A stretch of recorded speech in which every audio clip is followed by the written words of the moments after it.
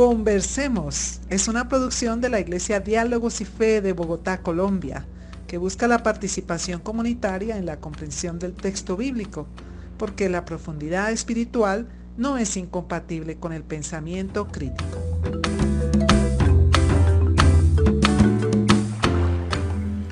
Muy bien, un saludo especial a nuestra audiencia. Este es el podcast Conversemos, el podcast de la Iglesia Diálogos y Fe. Les habla John Martínez y bueno, vamos a continuar con nuestro propósito de establecer diálogos, conversaciones y como es costumbre en esta oportunidad tenemos una invitada especial. Se trata de la pastora Esperanza Millar. Así que bueno, pastora Esperanza, un saludo especial. ¿Cómo estás? Gracias, Pastor John. Bien, gracias. Muy amable. Un saludo también a toda la audiencia que nos ven, nos escuchan y a quienes de repente después en otro momento pueden hacerlo. Genial, sí, ahí queda el audio y esperamos que sea de edificación. Bueno, inicié la conversación hablándote como de pastora, pero esto es una conversación también de creyentes, más que nada de una servidora, un servidor de Dios. Entonces, pastora, me voy a permitir decirte Esperanza también en razón de lo que habíamos hablado poco antes de que estamos en este camino juntos.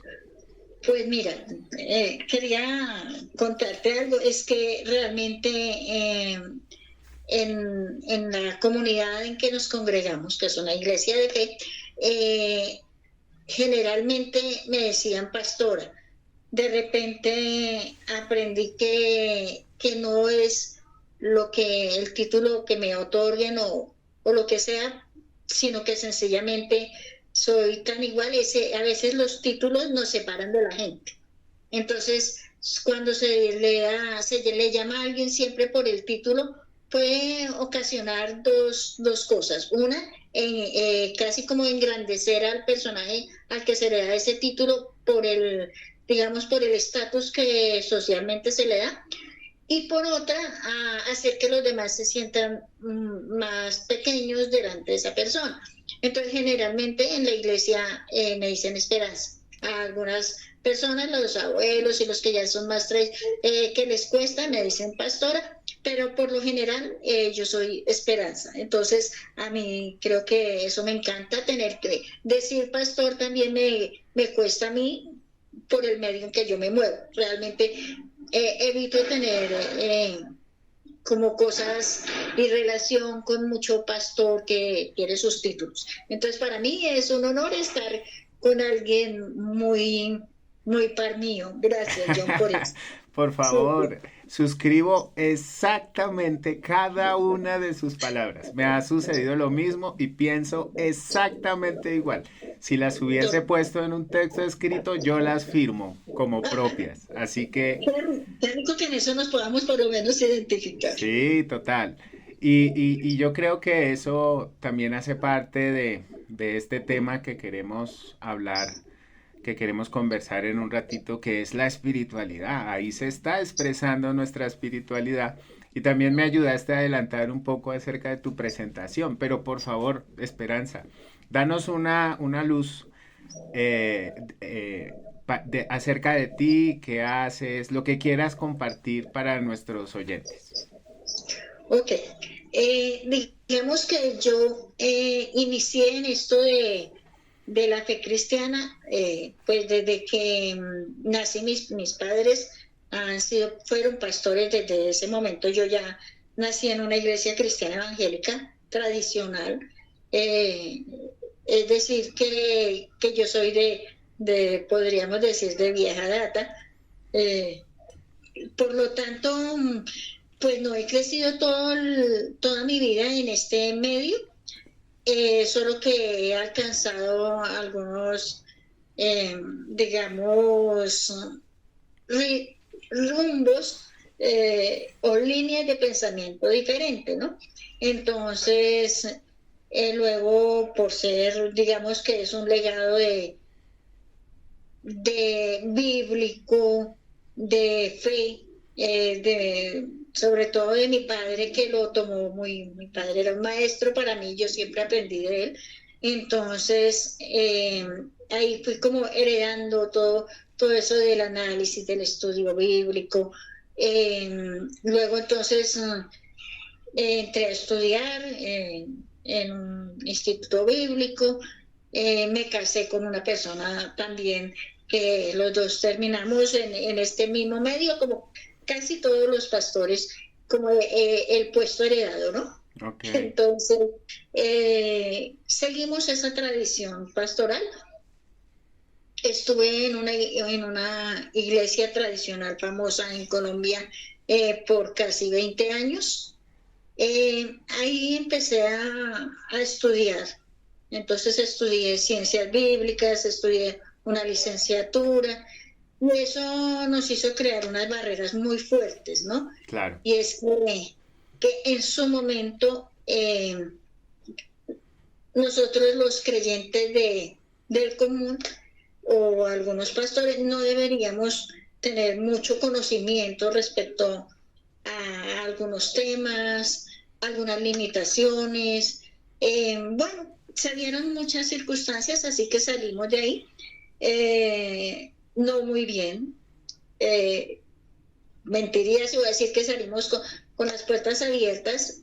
No, porque el seguir a Cristo implica algunas oposiciones, ¿no? Sí, por El seguir a supuesto. Cristo implica también calumnias, implican muchas cosas en las que me vi enredada y eso me hizo cambiar de rumbo, entender que hay cosas que ignoramos Sí, y sobre todo, como tú me hablas de espiritualidad, llegar a entender que en la vida del ser humano, si bien todo es espiritual, si bien somos seres integrales, no podemos divorciar los otros aspectos de nuestra vida a lo espiritual. así Es es. decir, yo no puedo decir, yo tengo solo alma y en mi alma ejerzo estos roles o esto, pero en mi espíritu no, ¿no? Porque pues somos tan integrales y desde la perspectiva mía, creo que esa espiritualidad me mueve a todo, que es mi eje central, Por no supuesto. es una parte, entonces no puedo divorciar nada de lo mío, mis emociones, mis pensamientos, lo que siento, lo que vivo, entonces eso me hace entender que aún mis pensamientos, como estamos hablando desde la perspectiva de la actualidad hoy, que es en lo político, entonces yo pensaba cómo separar eso de lo político de mí, o sea, yo no puedo tener dos facetas tan distantes. Sí, yo pienso igual. Pues justamente durante este mes de marzo vamos a estar hablando y compartiendo en la iglesia una serie que hemos denominado Demasiado Espiritual. Eh, Uh-huh. y la idea es, pues, es una frase o una expresión que provoca analizar y considerar lo que significa espiritualidad. Y también estoy muy de acuerdo en esa noción de que, y lo pongo en otras palabras desde mi perspectiva, la gente tiende a separar lo espiritual de lo terrenal, cuando en Uh-huh. realidad a través de lo terrenal y de lo corporal, nosotros estamos expresando nuestra espiritualidad. Esa, De di- hecho, esa dimensión, llamémosle trascendental, esa dimensión, podemos llamarle de gloria especial de Dios, se expresa tanto en los momentos de oración, devocionales, cuando oramos, cuando cantamos, cuando tenemos nuestras liturgias, pero a la vez también se expresa en nuestra cotidianidad, cuando andamos total. en la calle, cuando compartimos como familia, cuando nos relacionamos con los amigos, Uh-huh. cuando somos ciudadanos en el servicio público, ahí se expresa también nuestra espiritualidad. Entonces yo creo que me parece que estamos partiendo de la misma noción espiritual. Y gracias también por compartir pues que en lo político también se mueve una dimensión espiritual, pero no, tal vez no esa mística que a veces tendemos a enfocar o a priorizar, porque efectivamente hay una cuestión mística también. Además es lo explícito, ¿sí? Lo que significa un proyecto político, lo que significa un discurso, lo que significa en el escenario social una predicación, eso denota una espiritualidad. ¿Cómo lo ves? Sí, sí. Pues mira, tan así es que el Evangelio está expresado en dos reinos, en el reino de los cielos y el reino terrenal. Y tan así es que Jesús, siendo Dios, como lo creemos nosotros los cristianos, dejó su gloria, dejó todo y se hizo carne. Entonces, yo me pregunto cómo puedo separar como las cosas mías terrenales, digamos que las realidades terrenales, cómo separarlas de lo espiritual. Si cuando yo digo, bueno, si Jesús deja su reino para venir a la tierra a mostrar su reino, a mostrarlo, y lo deja claro, y a dejarnos como la tarea, ¿no? de continuidad, de seguir con esa tarea. Entonces lo que yo me pregunto es, si hacemos parte de reinos, hoy no tenemos, por lo menos no en nuestro país, y en algunos países todavía hay rey, pero acá no, pero hay unos gobiernos, y esos gobiernos son políticos. Por supuesto. Y el mismo Jesús habla de eso. Los gobernadores de la tierra actúan de una manera, pero en mi reino no será así. Entonces, creo que ahí está planteada la cuestión política, así como está planteada en tantas películas, tantos episodios que narra la Biblia, está planteada la política. Entonces, yo creo que eso no se puede separar, y mucho menos escoger un lado, o bueno, creo que hay que escoger el lado de que seguimos, ¿no? Nuestra espiritualidad. Bueno, me parece muy interesante esta manera en que podríamos conversar también cuando mencionas un contexto de dos reinos, y que el Señor Jesucristo justamente usa la expresión reino para reflejar la espiritualidad de cómo se manejan las relaciones, cómo se maneja la vida, cómo se maneja la esencia de la persona con la cotidianidad, con su reino, ¿no? La cotidianidad. Pero hablemos por un momentito del otro reino. Digamos, hagamos el contraste. Nosotros estamos pasando por estos días por una situación muy difícil a nivel global.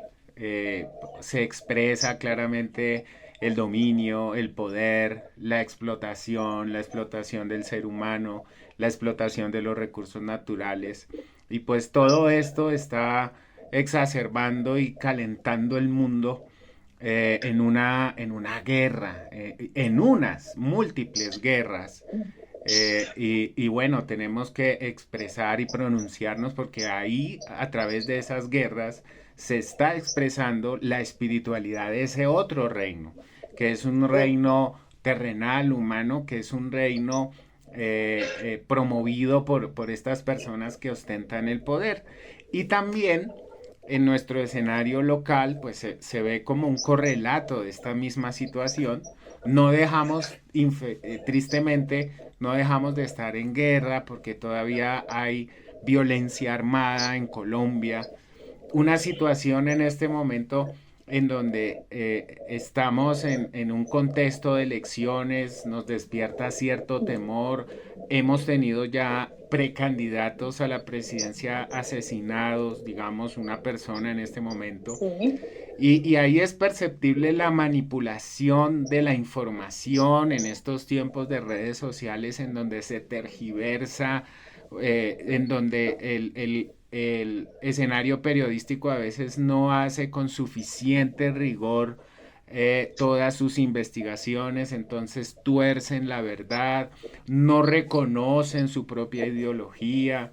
Hay soberbias personales que también se expresan en ese pulso de las elecciones, y una profundización de desigualdad en donde los que pues no, vemos, esto no es cuestión ideológica, esto hay estadísticas acerca de las desigualdades económicas en donde ¿cierto? unos pocos monopolizan todo el poder económico y todo el poder social en el país, ¿no? Obvio. Ujú. Eso es Entonces, evidente.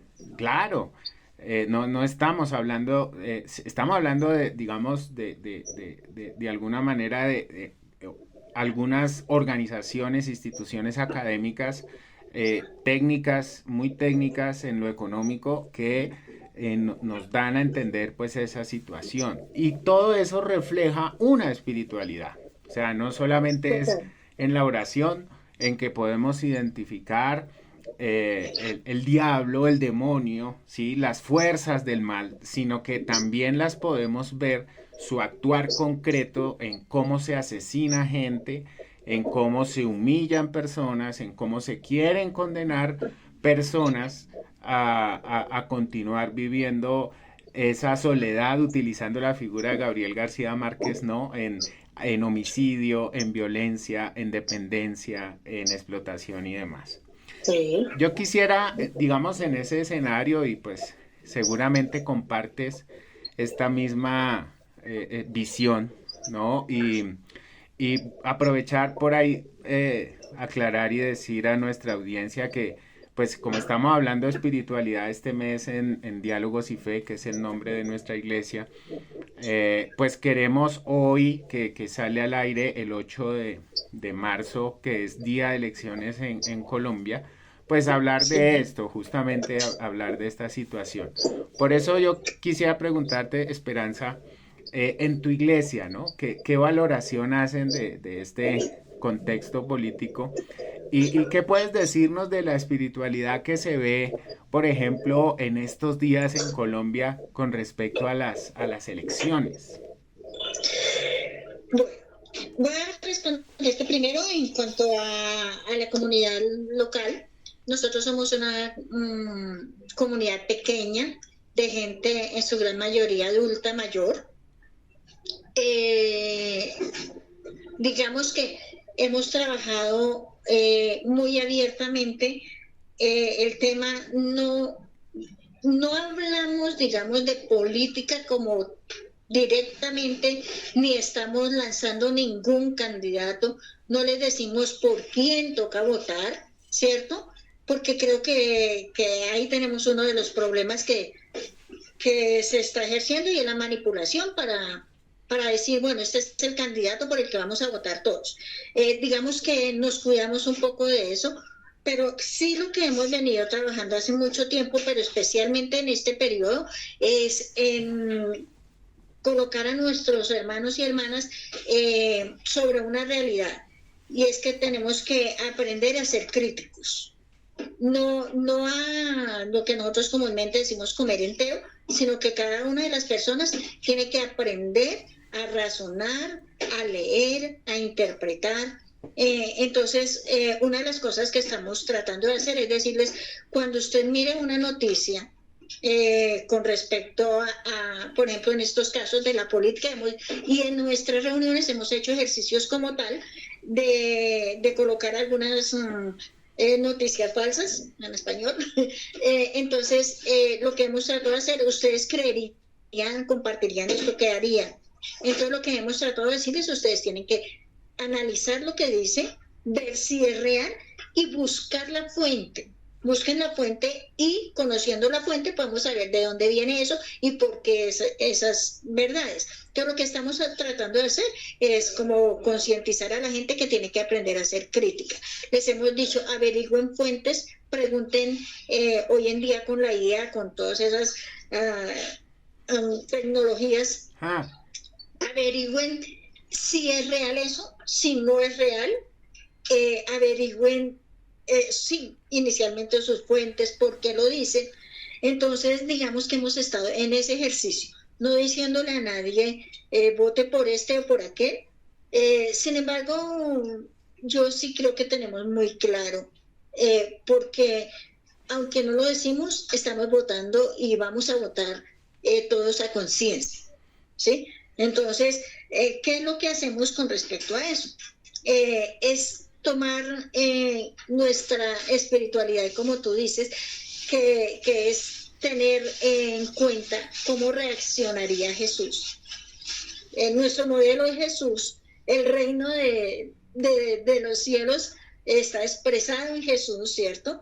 Entonces nosotros decimos, bueno, en cuanto a gobierno, ¿cómo gobernaría? Y ahí es donde empieza a ser, en mi reino no será igual.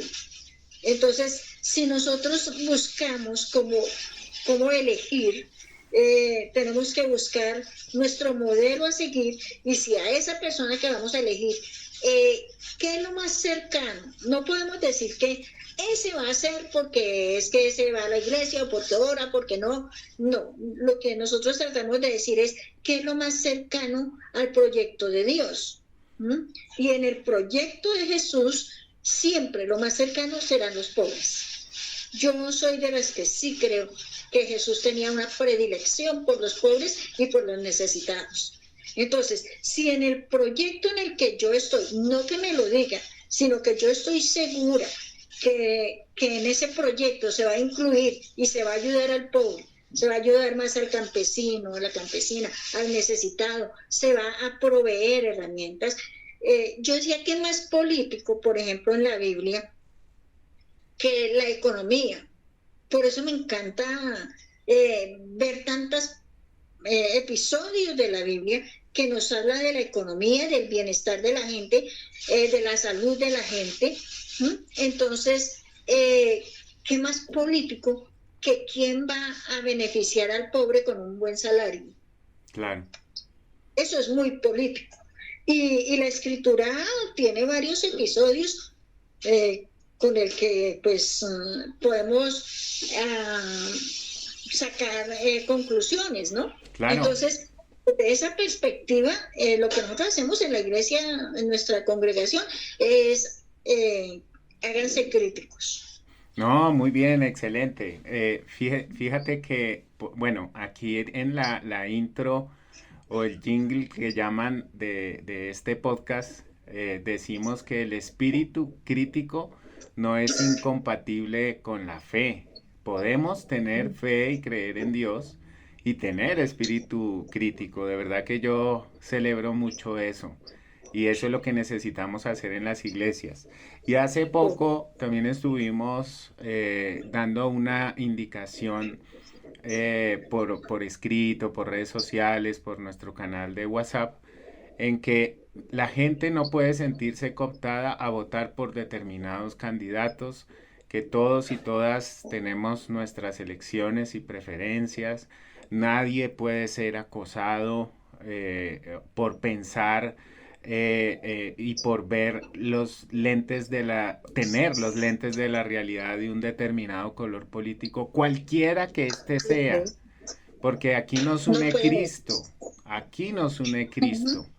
Y en los discípulos de Jesús, en el escenario muy parecido, la humanidad sigue siendo igual de contradictoria a la época del Señor Jesús, Sin duda. en la que vemos que dentro de los discípulos, y nosotros lo vemos con lentes ideológicos, lo vemos a un Mateo, cobrador de impuestos, o sea, alguien que recaudaba para Roma, y vemos a un Simón Celote, que eran los que odiaban a los romanos y propiciaban revueltas, y los dos caben en el reino que anuncia el Señor Jesucristo, los dos.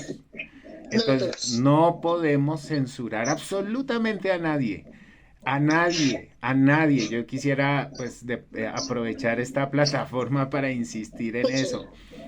Pero a la vez también Esperanza como ciudadana, John como ciudadano, tenemos también en nuestra ciudadanía, siendo líderes espirituales, pero en nuestra ciudadanía también tenemos nuestras opciones políticas que tenemos derecho a hacer movilizaciones, a poder, digamos, visualizar, a poder estar en escenarios de promoción de un determinado candidato, reconociendo que nos podemos equivocar, reconociendo que este individuo por ser humano, pues después por las pulsaciones políticas se puede, perdón la expresión, se puede torcer, ¿cierto? Y no responder a nuestras expectativas también. Exactamente. Que de hecho no estamos llamados solo a proclamar nuestra identidad política, pero también a pedir cuentas, ¿no? Por supuesto. Que si yo voto por X o Y candidato, también tengo derecho a decirle, eso no era lo que yo esperaba de usted. Así es. Y ese es cuando nos llama a levantar nuestra voz. Nosotros no podemos tampoco quedarnos callados a que nos prometieron una cosa y no hay nada de sus promesas, ¿no? Porque el político promete harto. Pero es normal, ¿no? Algunas cosas no se les han dejado realizar por el sistema que ya tenemos tan arraigado, ¿no? Y tan parcializado también. Sí. Entonces, pero es también aprender a que si bien nos equivocamos, porque yo creo que en algunas de nuestras elecciones nos hemos equivocado por supuesto. Y grandemente. Sí, sí, sí. Pero creo que nuestra elección debe ser teniendo en cuenta la justicia, ¿no?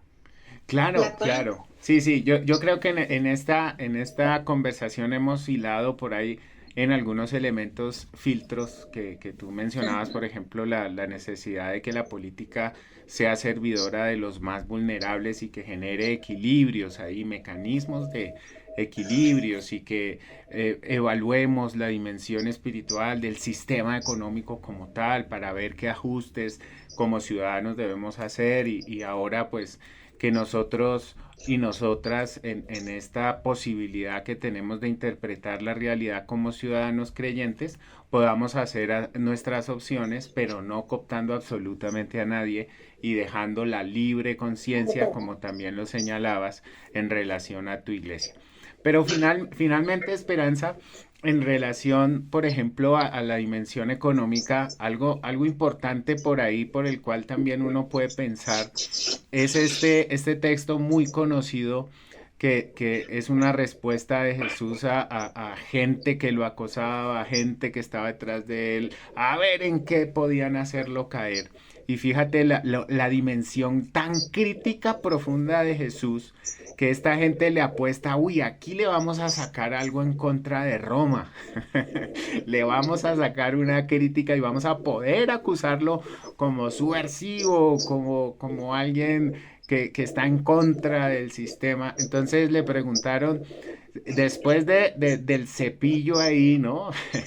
Después de reconocer que es una persona, y estoy hablando de Mateo capítulo 22, versículo 20-22, que 15 al 22, que es de que le preguntan a Jesús, ¿qué hacemos? ¿Podemos dar impuesto al César? Entonces Jesús pide una moneda, ¿no? Pide señala la inscripción, que es la figurita de la moneda. Le pregunta a la gente, bueno, ¿quién es este tipo? La gente dice el César. Ah, bueno, entonces den al César lo que es del César y den a Dios lo que es de Dios. Tú que sabes de idiomas originales por tus estudios y por esta profundización del contexto bíblico, imagínate que en algún momento yo en estos estudios supe que uno de los verbos con el que se podría haber expresado el Señor Jesucristo es dar, pero en un sentido de devolver. Es como si Jesús dijera, devuélvanle al César lo que es suyo y devuélvanle a Dios lo que es suyo. Lo que implica una respuesta tan sabia de Jesús en ese momento por una razón muy fuerte, y es que el César reclamaba divinidad. Ahí vemos una espiritualidad latente latente. De hecho, eso es demasiado importante, porque la imagen del César, de lo que está hablando es de idolatrar, porque se supone que el emperador era alguien que se le debía rendir culto, Por supuesto. al que se le consideraba como Dios. Entonces, ahí es la importancia. Mira que yo estaba pensando, ¿y por qué más bien Jesús no sacó una moneda de donde la tuviera? Porque yo no creo que Jesús no manejara dinero, ¿no? Ajá. Porque si era, seguramente necesitaba tenerla. Pero yo creo que hay algunas interpretaciones. Lo primero que quiero decir es que este texto se ha usado tradicionalmente para manipular. Entonces lo que se ha hecho es, lo que acá dice es que la política quede lejos, la economía quede lejos, y que lo espiritual, que es donde viene el complique de separar, de divorciar la parte espiritual con todo lo demás nuestro, con las realidades terrenales. Entonces, lo que yo creo es que le está diciendo, esto es tan personal, digo yo creo, ¿no? Puede ser, pero es mi interpretación, esto es personal, su moneda, su dinero, ¿cómo lo ve usted? Entonces, ahí es donde me llama la atención, a quién hay que devolverle. Y me llama la atención que el devolverle implica que ya se ha tenido. Y realmente, quien ha tenido todo el poder, todo el dominio, quien es el Señor, es Dios. Porque la Escritura dice que somos hechos a imagen. Mira la importancia de la imagen de alguien. Sí. La moneda tiene la imagen del César, pero el ser humano tiene la imagen de Dios desde su creación. Entonces, que ha perdido, digamos, esa imagen, la ha alejado de Dios. Por eso es importantísimo digamos, el término que tú usas. Realmente el más pertinente es devuélvanme. A quien es la gloria, a quien es, y en ese es elegir qué lado, de qué parte de la moneda, de qué imagen quieres tener. Quieres tener la imagen que tiene, digamos, por eso para mí es muy importante relacionar todo esto cuando la Escritura dice que no se puede servir a dos señores. O le sirves al dinero o le sirves. Y acá en esto del dinero tenemos que ser claros, es que la relación dinero-política es que el dinero es símbolo de un sistema, del sistema romano en su momento, ¿cierto? Claro. Un sistema. Jesús está mostrando que ahí hay una autoridad política, un sistema, que desde esa perspectiva es un sistema dominante, porque recordemos que era un imperio, que atropellaba, que tenía a sus súbditos esclavizados, que había, o sea, ese es un sistema, para mí, es el sistema diabólico que viene gobernando el mundo. Por supuesto. Entonces, ese poder digamos, se maneja mucho en el sistema económico. ¿Cómo separar eso? Si yo digo, si yo quiero comprar algo, como lo hizo Jesús con la moneda, que me parece impactante eso, ¿por qué representar ese poder o por qué hablar de ese poder con una simple moneda? Si él podía sencillamente decir, pues denme. No, él lo hizo claro, pidió la moneda.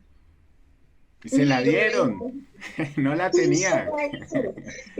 Porque el contexto dice, claro, que lo que están es buscando tentarle. Claro. Y yo me pregunto hoy, mira en las redes sociales, ¿cómo nos tienden de trampas? Mira en las redes sociales, ¿cómo nos provocan? Sí. Y es como eso, ¿en qué les vamos a hacer caer? ¿Cómo les vamos a tender la trampa? Mira, eso es conocido en la Biblia, es esos fariseos traidores que quieren poner tras pie a todo, que buscan el problema para tener el poder a su favor, porque no es otra cosa. Creo que en este momento es un momento crítico, por lo mismo que tú dices. digamos que tradicionalmente y ya casi culturalmente se ha hecho que todo se gana con violencia. Y aún en nuestras palabras somos violentos. En las redes es muy duro sentir que nuestros hermanos en la fe, que hemos creído en el mismo Dios poderoso, estemos rivalizándonos y atacándonos de maneras tan fuertes, incluyendo calumnias, incluyendo mentiras, incluyendo todo lo que el mundo le facilite para tener el poder. Creo que estamos viviendo un momento crucial, ¿no? Muy álgido, muy duro, muy cruel, en el que tenemos que tomar partido. Y tomar partido no es decir, no, hay que decir y decirle públicamente, no, yo decido irme por la paz, y yo decido irme por los caminos que piensen en el pobre, y yo decido, y es mi postura, y pues yo tengo que ser honesta, y a veces me da miedo decirlo, porque casi se compromete uno así, pero es que el evangelio es dar la vida por otros. No, y bueno. si en un momento, por decir algunas verdades, Dios nos guarde y no queremos esa violencia, pero es una violencia que está amenazando todo el tiempo, entonces, pues sí, declararnos de un reino nuevo, un reino de justicia, un reino de misericordia y de paz, conlleva muchas otras cosas, pues vámonos con esa. Pues es así, ¿no? La Biblia dice, aquel que quiere ser mi discípulo, tome su cruz y sígame.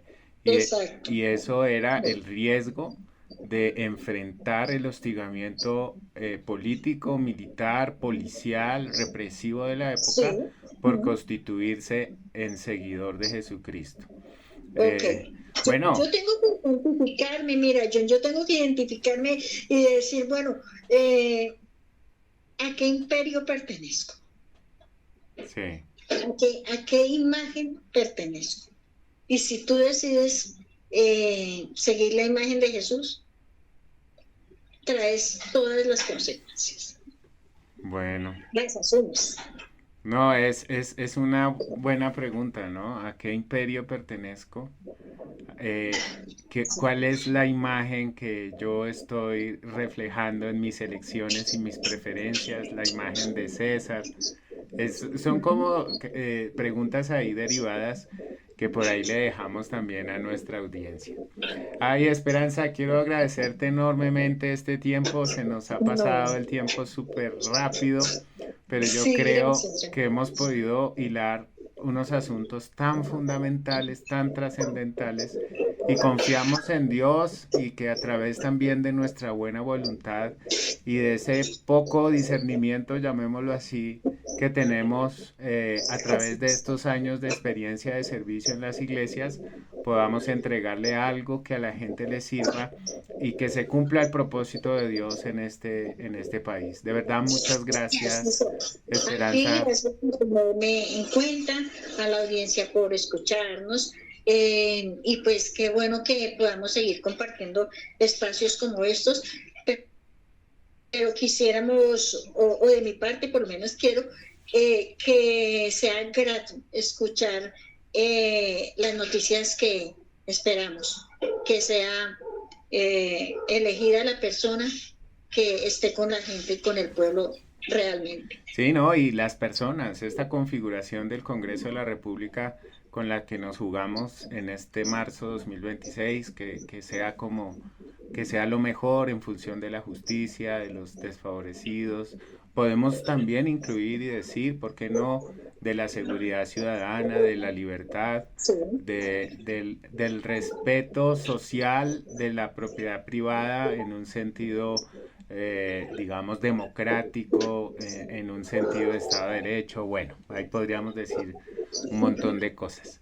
Y para despedir a nuestra audiencia, pues vamos a dejarle esta pregunta: ¿cómo expresas tu propia espiritualidad en el proceso electoral en Colombia?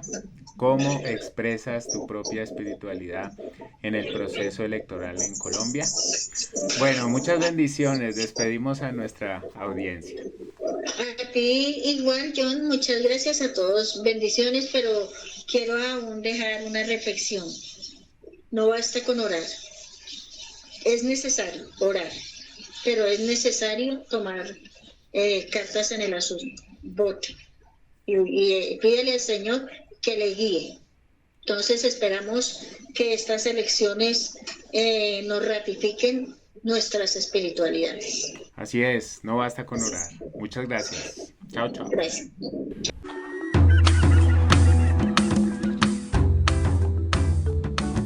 Esta fue una producción de la Iglesia Diálogos y Fe de Bogotá, Colombia, comunidad cristiana evangélica que busca vivir su espiritualidad en lo diario, asumir un verdadero compromiso de fe y compartir principios bíblicos para construir vidas. Dios quiere escucharte y nosotros también. Síguenos en nuestras redes sociales.